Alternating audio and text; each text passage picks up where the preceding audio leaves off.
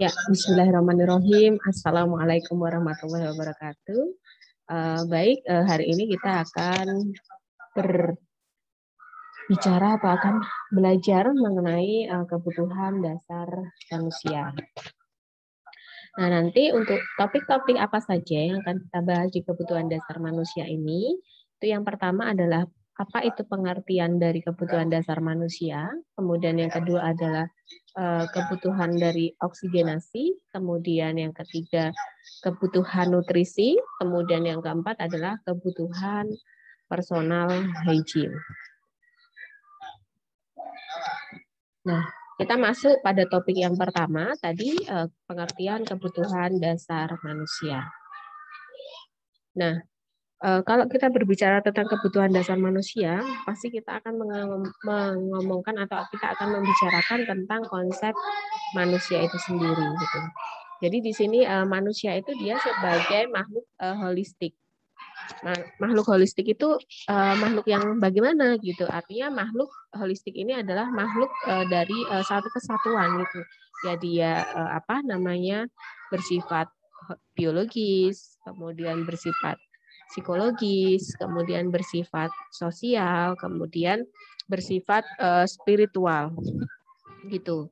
Terus kemudian untuk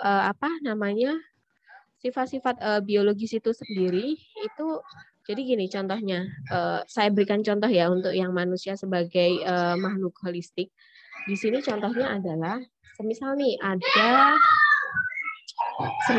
ada seseorang gitu ya, yang dia itu sedang dirawat di rumah sakit gitu. Nah dia sebagai makhluk holistik gitu, dia akan mengalami beberapa gangguan gitu. Jadi selain dia itu memiliki gangguan fisik atau biologis, dia di sini juga secara bersamaan mengalami gangguan psikologis, gangguan sosial, gangguan spiritual gitu. Contoh gangguan psikologisnya gini, aduh saya sedang sakit, mikirnya nanti yang aneh-aneh kalau sakitnya semisal tidak sembuh, kemudian lama di rumah sakit. Nah, seperti itu. Atau kalau enggak, contoh gangguan psikologis di sini adalah sekarang semisal nih ada ibu-ibu yang dirawat di rumah sakit, kemudian dia memiliki anak yang masih kecil gitu, pasti dia akan banyak nih terpecah-pecah nih, dia akan banyak melamun itu karena dia akan memikirkan kalau saya di rumah sakit nanti bagaimana anak saya bisa makan, atau kalau enggak nanti bagaimana anak saya makannya bisa benar nggak diasuh oleh orang lain dan tidak diasuh oleh saya. Nah, itu contoh-contoh bentuk gangguan psikologis. Kemudian ada gangguan sosial dan spiritual. Nah, di dalam sini gitu, kalau misalnya nih, tadi ya saya ulang lagi. Jadi saya akan memberikan contoh untuk yang manusia sebagai makhluk holistik. Jadi contoh seseorang yang dirawat di rumah sakit itu tidak hanya sakit saja gitu, tidak hanya sakit secara fisik saja, tapi dia juga sedang ada gangguan tadi itu, gangguan secara secara fisik atau biologis, kemudian ya secara psikologis, ya secara sosial, ya secara spiritual gitu. Nah, oleh karena itu kita sebagai seorang bidan gitu dalam memberikan asuhan kebidanan itu harus memperlakukan manusia atau klien itu secara holistik atau menyeluruh, tidak terpisah-pisah gitu. Misalnya kalau klien dirawat karena contoh ya karena kanker payudara, yang diperhatikan bukan hanya payudaranya atau fisiologisnya saja, tetapi utuh keseluruhan. Bagaimana kita bisa menguatkan kondisi psikologisnya, kita memberikan semangat bahwa ayo Bu, pasti bisa, nanti insya Allah sembuh. Kalau misalnya ada penyakit pasti Allah akan memberikan obatnya juga gitu. Nah, kemudian dalam bentuk sosial ya dengan kita tadi merangkul ibu tidak sendiri, itu banyak tuh teman-teman, itu contohnya teman-teman yang sudah sembuh dan sebagainya gitu. Dan secara spiritual ya kita harus ya kalau sesuai dengan agamanya kita bimbing gitu. Kita selain kita rawat Bu, ibu juga bisa berdoa gitu. Jadi di sini itu manusia sebagai makhluk holistik itu tidak hanya serta-merta diobatin saja penyakitnya dalam bentuk itu, tapi kita benar-benar merawat keseluruhannya. Itu. Nah, yang kedua di sini adalah manusia sebagai sistem gitu. Ada adaptif, kemudian ada personal, kemudian ada interpersonal, kemudian ada juga yang sosial gitu. Jadi contohnya di sini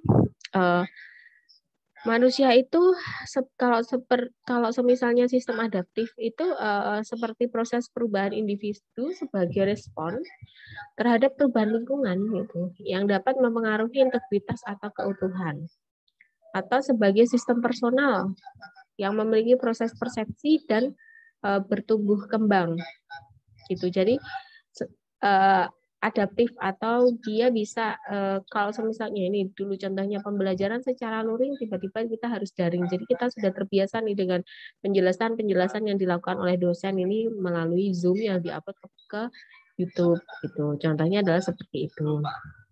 Nah, kalau misalnya dia sebagai sistem personal itu dia itu memiliki persepsi dan persepsi itu dia bisa bertumbuh gitu dengan seiringnya pengalaman yang didapat seseorang.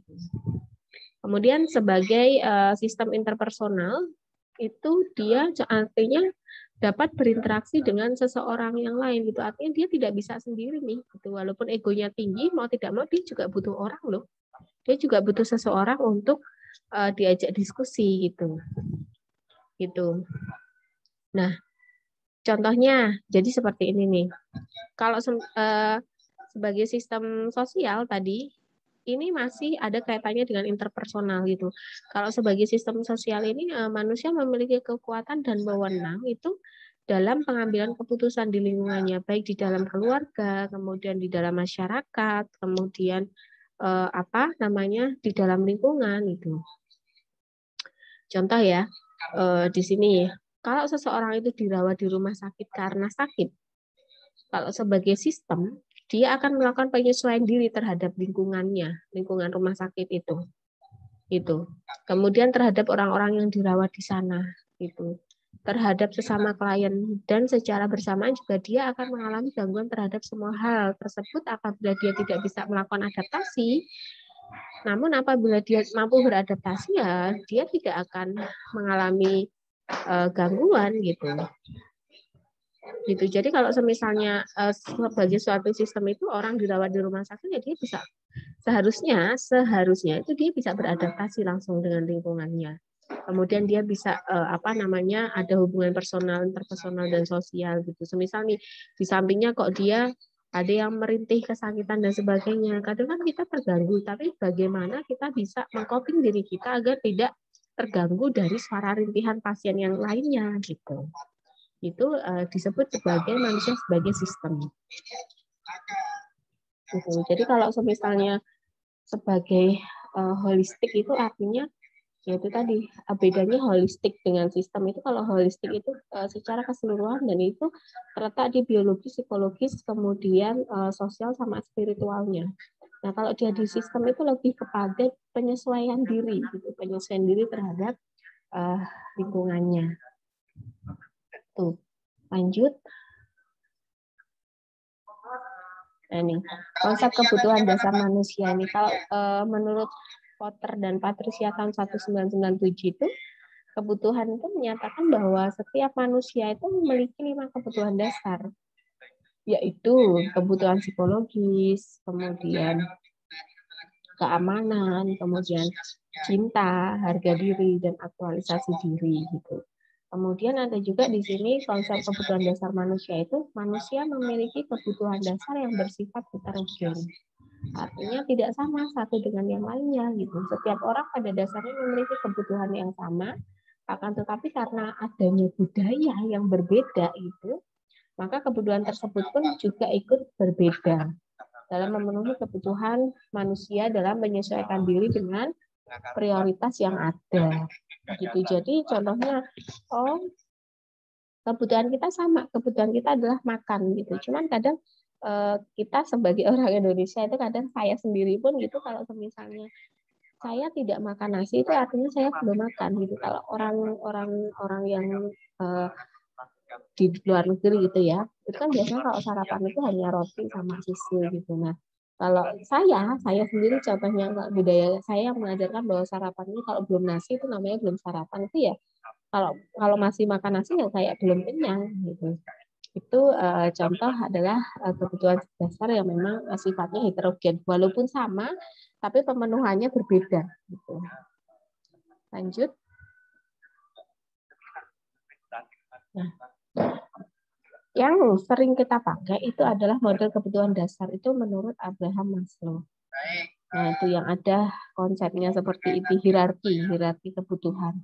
Ini yang paling dasar, kebutuhan yang paling dasar, kemudian naik ini, dan ini gitu.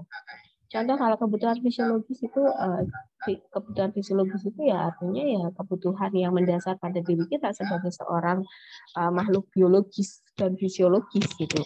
Contohnya kita butuh oksigen untuk bernafas, kita butuh makan, kita butuh minum, kita butuh mengeliminasi dari yang apa sudah masuk di dalam tubuh kita, mengeluarkan. Kita butuh istirahat dan kita juga butuh seksualitas gitu. Itu dia masuk ke dalam kebutuhan fisiologis atau dia kebutuhan dasar. Nah, kemudian di atasnya kebutuhan dasar ini yang dibutuhkan adalah rasa aman dan nyaman gitu. Rasa aman dan nyaman artinya kita berada dalam keluarga itu yang memang keluarga kita itu bisa saling mengerti, menghargai satu sama lainnya gitu. Terus kemudian keluarga yang benar-benar kalau misalnya lelah gitu, kalau udah sampai rumah ketemu keluarga itu rasanya kok lelahnya hilang gitu. Atau kalau misalnya punya masalah kita larinya ke keluarga. Itu adalah kebutuhan rasa aman dan nyaman. Terus kebutuhan rasa cinta dan kasih sayang. Jelas ini. Semua orang pasti butuh cinta dan kasih sayang gitu ya. Terus kemudian lebih dari ini dia ada kebutuhan harga diri. Kebutuhan harga diri, di atasnya lagi dia ada kebutuhan dari aktualisasi diri. Itu contohnya orang-orang itu saya lagi mencari aktualisasi diri gitu. Sedang mengaktualisasikan diri gitu. Artinya dia lagi ingin ingin mendapatkan hal-hal baru dalam kehidupannya gitu deh. Contoh pengalaman-pengalaman baru sehingga dia bisa mengaktualisasikan dirinya sendiri gitu, bisa menyimpulkan dari pengalaman-pengalaman yang mungkin didapat entah dari orang lain gitu, entah dari orang lain, entah dari dirinya sendiri yang mengalami masalah gitu. Itu lagi.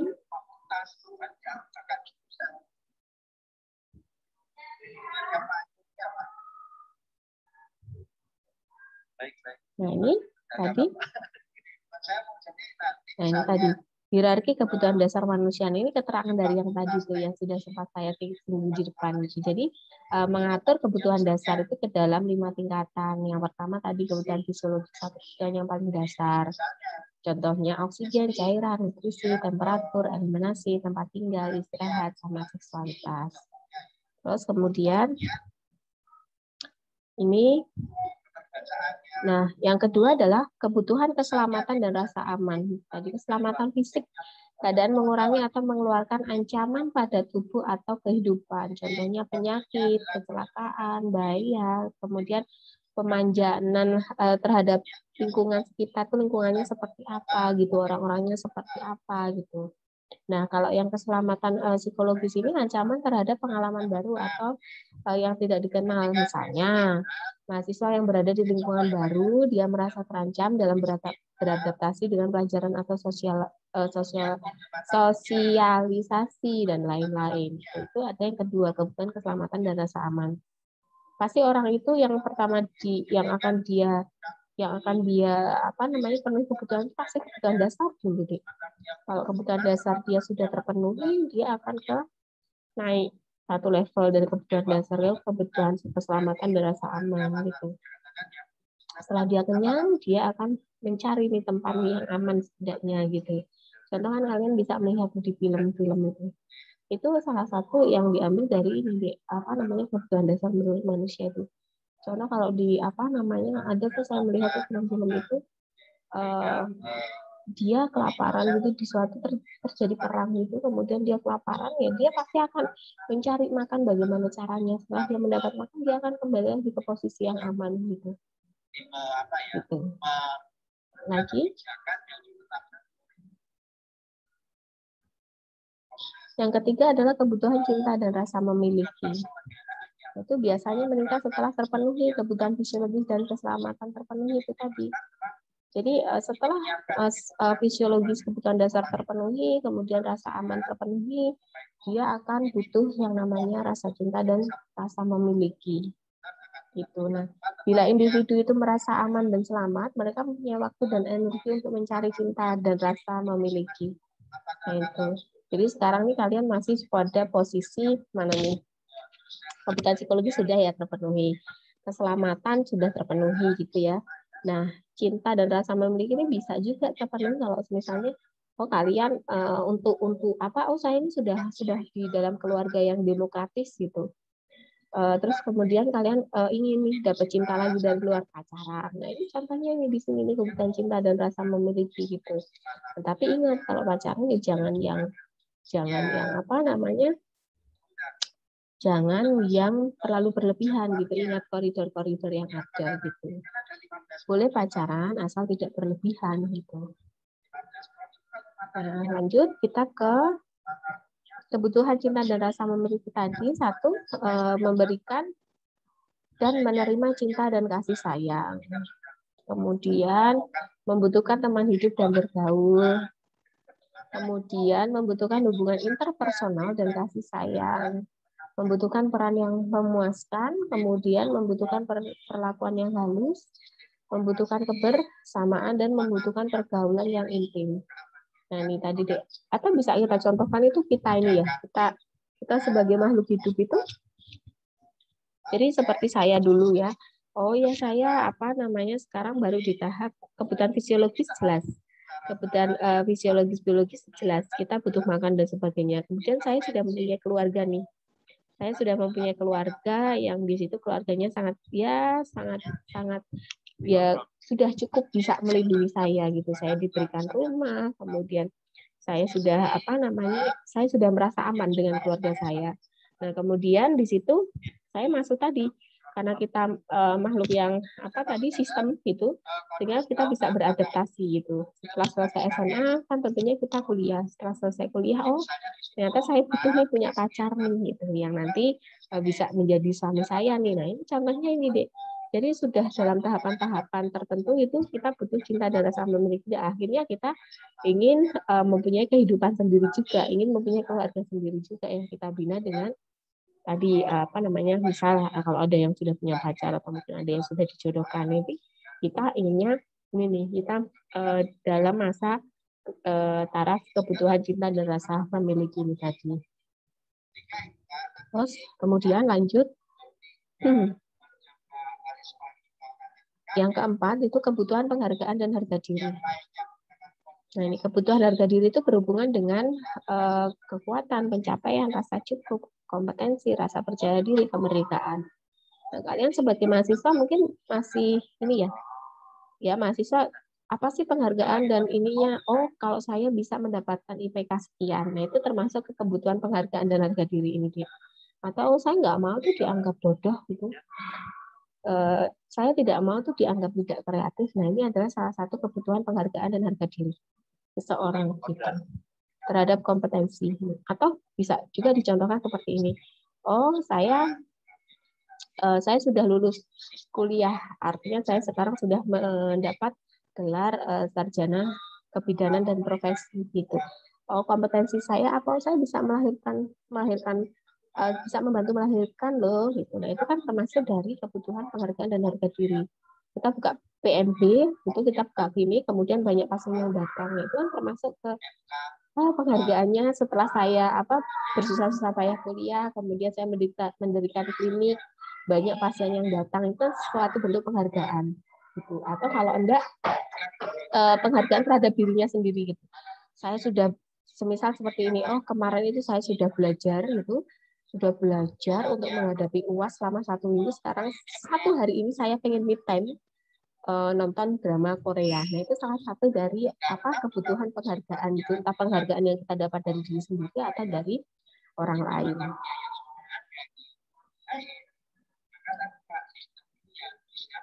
Nah ini tadi menghargai diri sendiri, menghargai orang lain, kebebasan yang mandiri, prestis, dikenal dan diakui, penghargaan. Nah ini Lanjutan, manusia itu juga membutuhkan penghargaan dan apresiasi dari orang lain.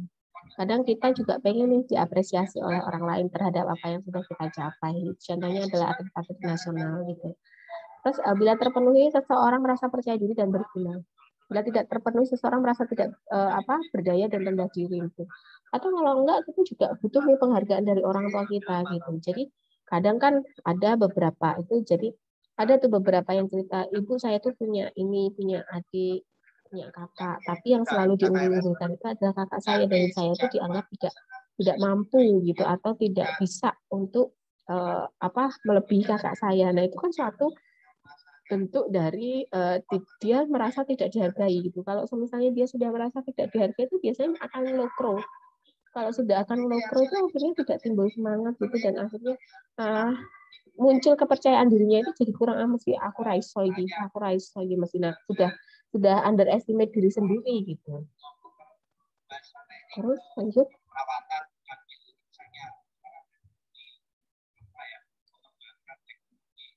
Nah, kita masuk ke kebutuhan aktualisasi diri.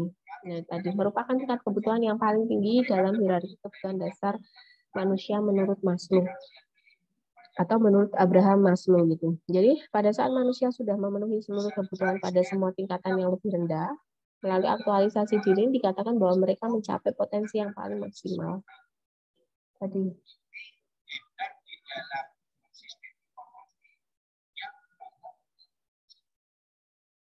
Nah ini, manusia yang teraktualisasi diri itu dia memiliki kepribadian multidimensi yang matang, sering mampu mengasumsikan dan menyelesaikan tugas dengan banyak, dan mencapai pemenuhan kepuasan dari pekerjaan yang dikerjakan dengan baik. Itu tadi contoh aktualisasi diri itu dia bisa didapat dari diri sendiri atau bisa dia melihat pengalaman dari orang lain gitu. Nah, setelah dia bisa teraktualisasi diri itu biasanya dia lebih ke sifatnya itu lebih ke fleksibel gitu. Dia bisa gampang menyesuaikan dengan keadaan gitu. Dan bisa lebih memahami orang lain. Nah, ini tidak bergantung secara penuh pada opini orang lain mengenai penampilan, kualitas kerja, kemudian metode penyelesaian masalah, kemudian walau mungkin mengalami keraguan dan kegagalan, namun secara umum menghadapi secara realistis. Jadi tidak andai-mengandai. Ini tuh kehidupan nyata loh, ini tuh bukan sinetron loh, ini tuh bukan drakor loh yang happy ending dan sebagainya. Kita pengennya happy ending gitu, tapi kita mengalami proses itu dulu gitu untuk menjadi happy pada akhirnya. Terus kebutuhan pengenalan diri sendiri, menerima diri sendiri, tidak insecure gitu. Kalau sekarang kan aku insecure ya melihat orang-orang yang putih-putih, yang cantik-cantik. Oh no, orang cantik itu tidak mesti putih gitu. Kadang beauty, inner beauty-nya itu dia lebih muncul gitu, itu bisa membuat orang itu menjadi cantik gitu. Kemudian penerimaan diri sendiri, kenyataan diri sendiri, hubungan interpersonal yang mendalam, kemudian penghargaan diri sendiri, pemenuhan diri sendiri, dan persepsi yang sehat dan realistis. Nah, penerapan teori kebutuhan Maslow ini, teori Maslow ini mengenai kebutuhan dasar manusia dapat memberikan dasar untuk memberikan perawatan pada klien dari semua umur dan dalam berbagai lingkungan pelayanan kesehatan. Namun, pada saat perawat menerapkan teori ini dalam praktek harus berfokus pada kebutuhan individu, bagian mana yang belum terpenuhi gitu. Itu ya. Jadi contoh deh, tadi penerapannya itu ya kalau kita di rumah sakit ya jelas yang harus kita penuhi itu adalah itu tadi kebutuhan dasarnya dulu, kemudian rasa aman gitu deh. Kadang itu kita gini deh, memikir dulu ya pada saat anak saya opnam itu, saya itu senang, saya merasa safety kalau misalnya dokter yang menjaga itu adalah dokter ini gitu. Itu saya merasa safety gitu. Dulu karena anak saya pernah itu ya kejang dirawat di rumah sakit gitu, dan pada saat kejang itu aduh entek hati saya itu, rasanya saya ada di pojokan, saya nggak berani memegang anak saya gitu, saya hanya berada di pojokan sambil lemes deh. Coba melihat darah daging kita kejang seperti itu gitu. Nah kan kadang-kadang kita ada dokter itu yang bisa mengayomi, bisa menenangkan. Itu kan biasanya dokter jaganya itu kan ada kan sistifan gitu kan di rumah sakit tersebut. Nah itu saya merasa sangat aman kalau saya dijaga sama dokter ini gitu. Jadi setiap ada keluhan saya selalu ke front yang ada di depan itu. Kemudian saya nanya runners itu yang ada di depan itu, saya dokter ini, atau kalau enggak perawat ini gitu, atau kalau enggak dokternya pada saat visit itu menenangkan, ini seperti ini, kita ditenangkan, kita dikuatkan, ini sudah gimana ya, kita bisa merasa aman gitu, kita merasa aman, kita merasa apa, nyaman gitu. Ini sebenarnya kebutuhan-kebutuhan ini yang harus kita terapkan itu tadi. Ya, kita tadi sebagai selain sebagai makhluk biologis, kita juga sebagai makhluk sistemik gitu. Oke, kita masuk ke topik yang kedua, yaitu kebutuhan oksigenasi. Nah, pengertian dari oksigenasi ini adalah proses penambahan oksigen ke dalam sistem kimia atau fisika. Kemudian oksigen ini merupakan gas itu tidak berwarna dan tidak berbau yang sangat dibutuhkan dalam proses metabolisme sel. Kemudian sebagai hasilnya terbentuklah karbon dioksida, energi, dan juga air. Nah, pemberian terapi oksigen ini adalah salah satu tindakan untuk meningkatkan tekanan parsial oksigen pada inspirasi yang dapat dilakukan dengan menggunakan nasal kanul.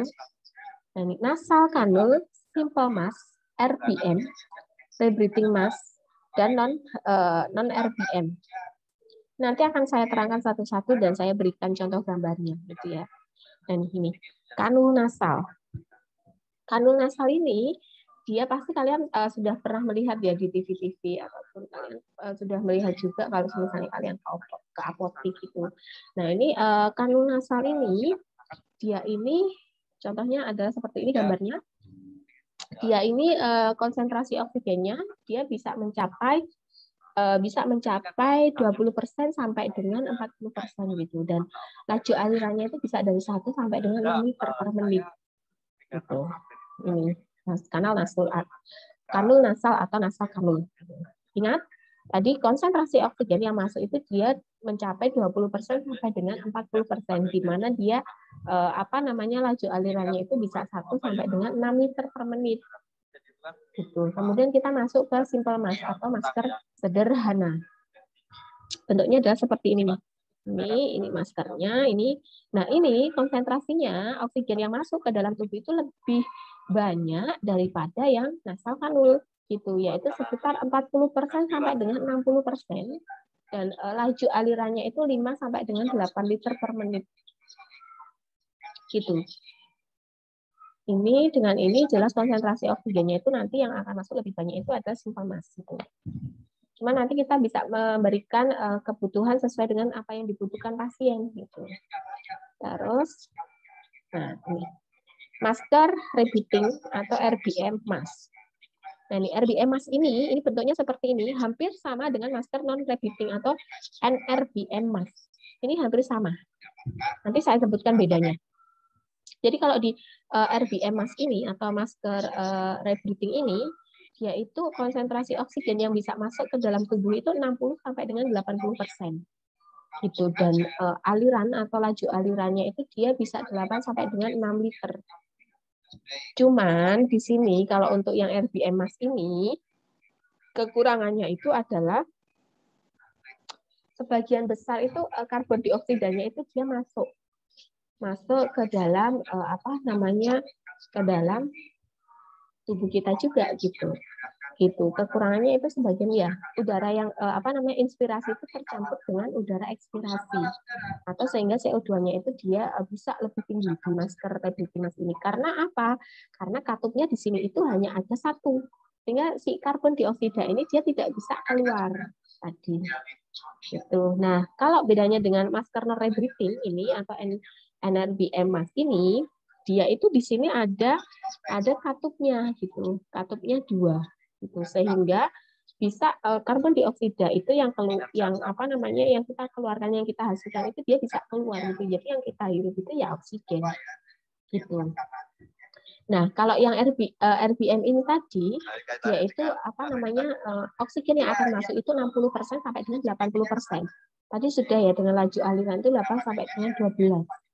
Nah, kalau yang NRBM mask ini, dia itu oksigen yang masuk itu sekitar 80 sampai dengan 100%, itu dengan alirannya 10 sampai dengan 12 liter per menit. Gitu. Silahkan ini nanti dicatat gitu. Apa yang membedakan dari RBM, apa yang membedakan dengan NRBM. Jadi dari keempat itu tadi yang paling banyak bisa efisiensi oksigen yang bisa banyak masuk itu kalau kita menggunakan NRBM. Cuma ya tergantung tadi kita butuhnya yang mana gitu. Kalau misalnya yang pasien sesak biasa ya bisa kita menggunakan kanul nasal gitu. Itu ya contohnya.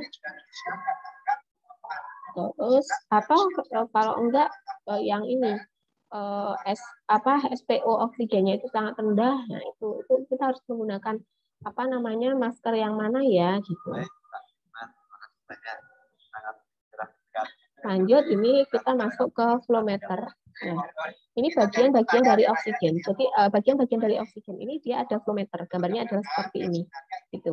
Flow meter itu dia adalah tekanan kompensasi flow meter yang memberikan aliran yang ditentukan akurat kepada pengguna akhir dari sumber udara medis. Hal ini diindikasikan untuk penggunaan pengiriman udara medis jika klien tidak harus menerima pengobatan. Mereka didukung oleh dokter atau perawat supaya dapat menilai sumber udara yang paling tepat untuk digunakan. Jadi ini flow meter ini dia mengatur gitu, Dek. Mengatur berapa liter oksigen yang laju tadi yang dia akan masuk gitu. Ini jadi nanti diputar di sini nih biasanya nih ini kan ada bulet-bulet nih kalau dilihat ini dia nanti yang akan mengatur ini 1 liter, ini 2 liter, ini 3 liter, ini 4 liter. Itu ada nih bulet-buletnya di sini. Nah, nanti si flow meter ini dia akan dibarengkan ada humidifier-nya ini gitu. Ini nanti akan dipasang di sini nih. Dipasang di bawahnya flow meter ini. Ini adalah untuk mengatur kelembapan gitu pH gitu. Itu nanti di dalam humidifier ini dia biasanya ada aqueous atau ada air sterilnya di sini, Dik. Gitu. Kita isi air sterilnya di sini agar udara itu yang kita hirup itu dia tetap lembab gitu. Mengatur kelembapan udara yang masuk. Manometer ini tuh yang dipasang di sini nih. Nih, ini manometer ini untuk melihat oksigennya ini masih atau tidak ini. Kemudian ini tabung oksigennya bentuknya seperti ini. Nah, ini tadi flowmeternya, ini humidifier-nya, kemudian ini manometernya. Nah, biasanya di sini ada yang untuk buka nutup oksigennya itu di sini. Nih, kalau kita open berarti oksigennya itu sudah bisa kita alirkan, tinggal kita putar di sini di bagian flowmeternya ini untuk mengatur berapa aliran liter yang kita butuhkan. Kemudian ini humidifier-nya tadi yang kita isi dengan aqueous atau dengan air steril. Kemudian ini yang untuk melihat si oksigen ini sudah habis atau belum. Gitu manometernya. Nah, kita masuk ke tahapan yang ketiga, ke topik yang ketiga dari kebutuhan dasar manusia, yaitu kebutuhan nutrisi, istirahat, dan seksualitas. Nah, anatomi fisiologi pencernaan ini.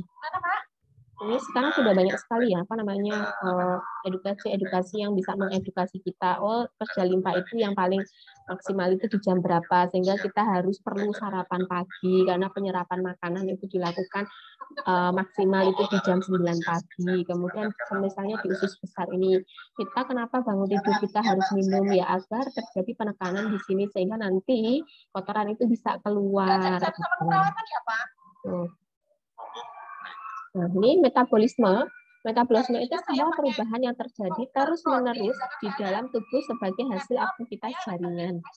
Artinya kita butuh metabolisme, makanan yang kita makan itu dia akan dipecah-pecah, itu kemudian siklus Krebs itu D yang kemudian itu akan membuat pertumbuhan sel, kemudian pembelahan sel, kemudian mengganti sel-sel yang telah rusak, memperbarui sel-sel yang telah rusak. Gitu.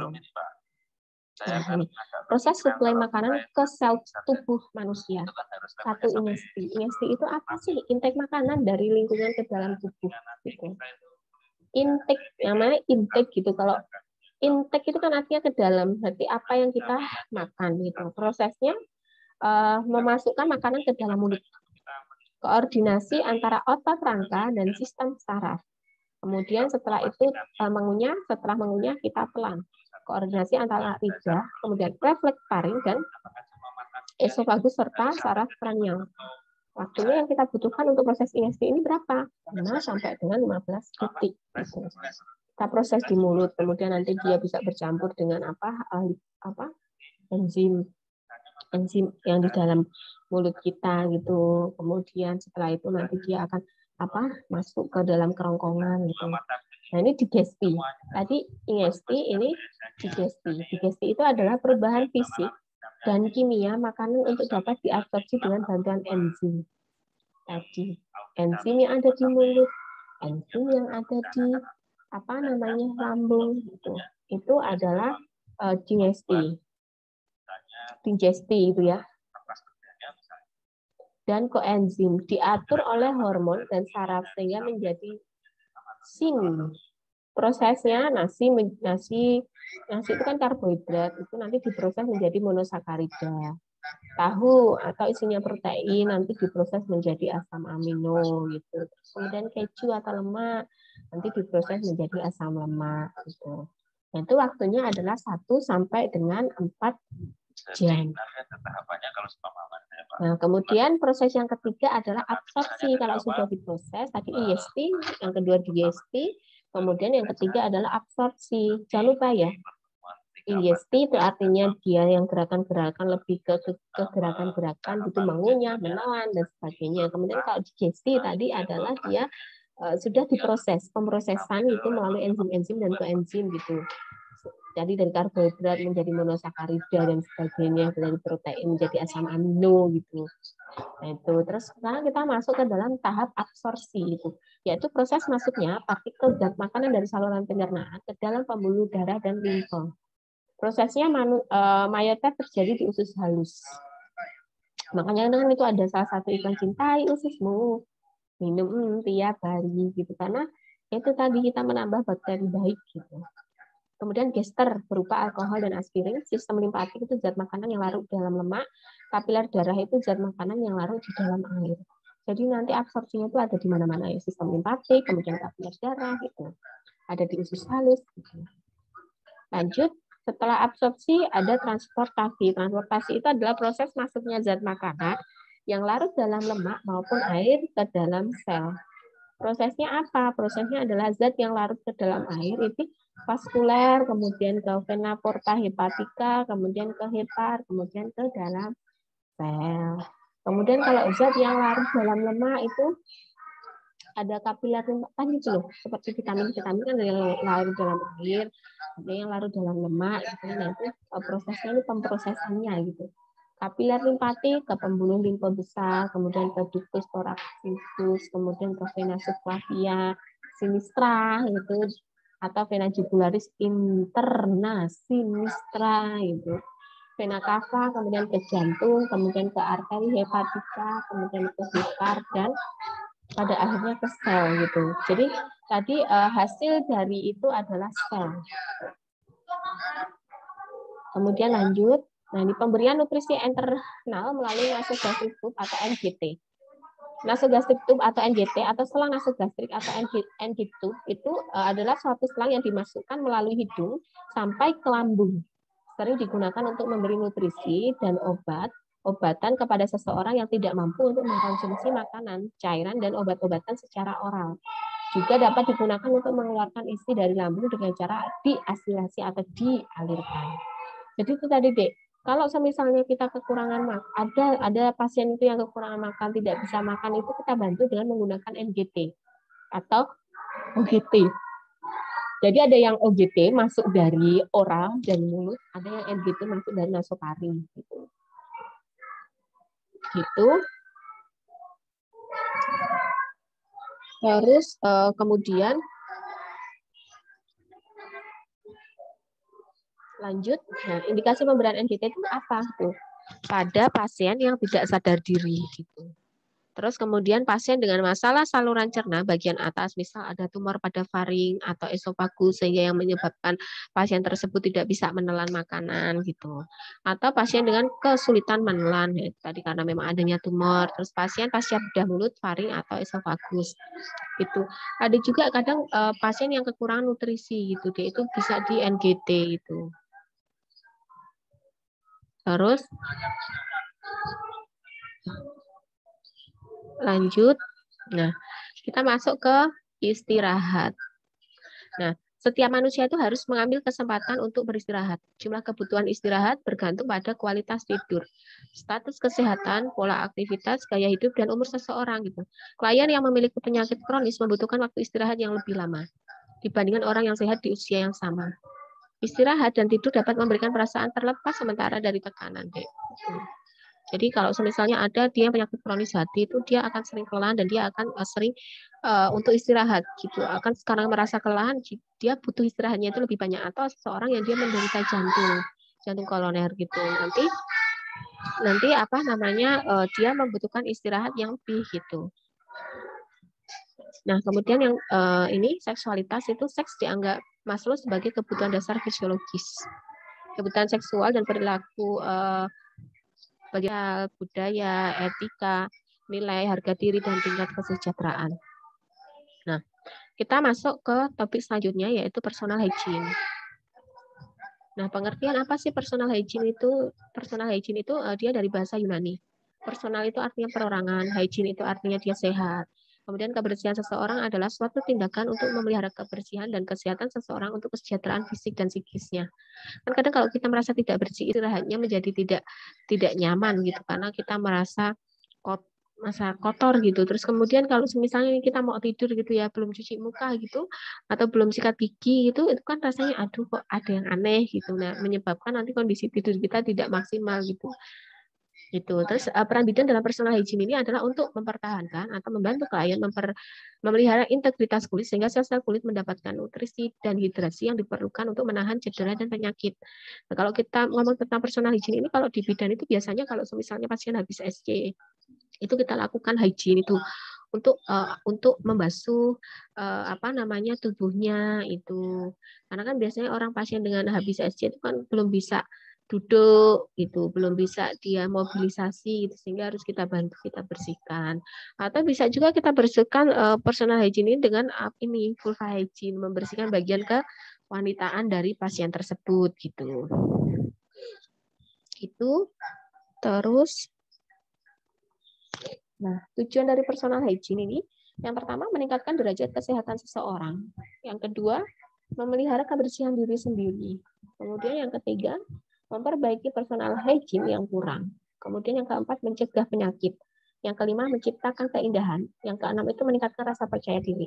Nah, kalau misalnya nih ada seseorang yang bertugas di ruang ICU, itu kadang pasien itu dia tidak bangun selama beberapa hari. Ini kita harus melakukan membersihkan diri atau harus personal hygiene. Contohnya, kita bisa nih menggunakan apa namanya tong spatel itu kita buka, kemudian kita gosok giginya menggunakan kasa itu, atau lidahnya itu kita bersihkan gitu. Kalau misalnya putih-putih itu kita bersihkan itu dengan menggunakan kasa juga gitu.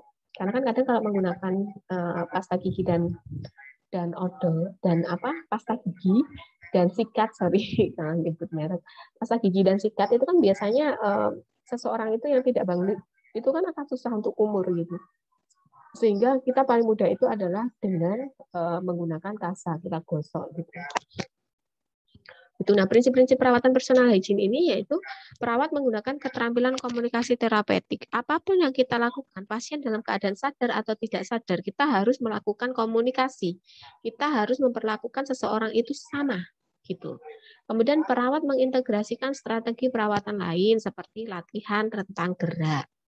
Itu contohnya kalau pasien-pasien yang ada di ICU, kalau dia tidak bisa bergerak ya kita gerakkan ke miring kanan, miring kiri gitu agar tidak terjadi dekubitus itu, kebiruan pada kulit atau luka-luka pada kulit karena memang dia tidak bisa bergerak gitu. Sehingga jalannya adalah yaitu kita melakukan latihan gerak dengan kita miringkan kanan atau kita miringkan kiri gitu agar terjadi pergerakan sehingga tidak menimbulkan dekubitus gitu. Kemudian perawat mempertimbangkan keterbatasan fisik klien. Perawat menghormati pilihan budaya, kepercayaan nilai, dan kebiasaan klien. Gitu. Terus perawat menjaga kemandirian klien, menjamin privasi klien, yang ini besok setiap tindakan harus kalian sebutkan itu menjaga privasi, kemudian menyampaikan rasa hormat dan mendorong kesehatan fisik klien, menghormati klien lansia.